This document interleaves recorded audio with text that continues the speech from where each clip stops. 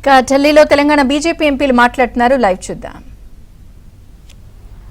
ఏదో కొంత రియల్ ఎస్టేట్లో భూములు వస్తే, భూములు అమ్మితే కొంత పైసలు వస్తే మేము ఎన్నికల్లో చెప్పినటువంటి మాటల్ని కొన్ని అమలు చేద్దామని చెప్పేసి ఆలోచన తప్ప దానికంటే అధికంగా మా సహచర పార్లమెంట్ సభ్యులు అరవింద్ గారు చెప్పినట్టుగా ఢిల్లీకి కప్పం కట్టవలసినటువంటి ప్రధానమైనటువంటి వాళ్ళ ముఖ్య ఉద్దేశం ఆ కప్పం కోసమే రాష్ట్రంలో ఉన్నటువంటి భూముల్ని తెగనమవుతున్నటువంటి కాంగ్రెస్ పార్టీకి భారతీయ జనతా పార్టీ రాష్ట్రం అటువంటి ప్రజానీకమంతా కూడా ఇది చాలా ప్రిస్టేజ్గా ఉన్నటువంటి ఈ యూనివర్సిటీకి సంబంధించినటువంటి భూముల్ని అమ్మకూడదు అని చెప్పేసి ప్రతి ఒక్కరు కూడా అంటా ఉన్నా ఈరోజు రాష్ట్ర ప్రభుత్వం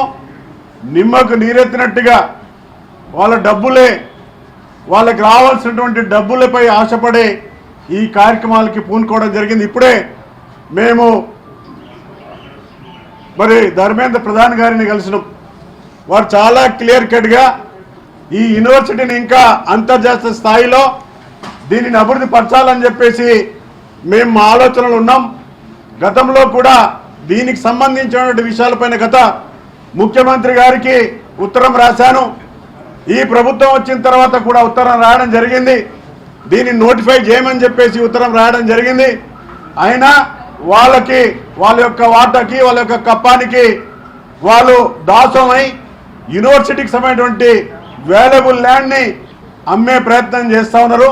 కేంద్ర ప్రభుత్వం భారతీయ జనతా పార్టీ పూర్తిగా దీన్ని వ్యతిరేకిస్తూ ఆపే ప్రయత్నంలో మేము ముందుంటామని చెప్పేసి ఈ సందర్భంగా గుర్తు చేస్తూ ఉన్నాం.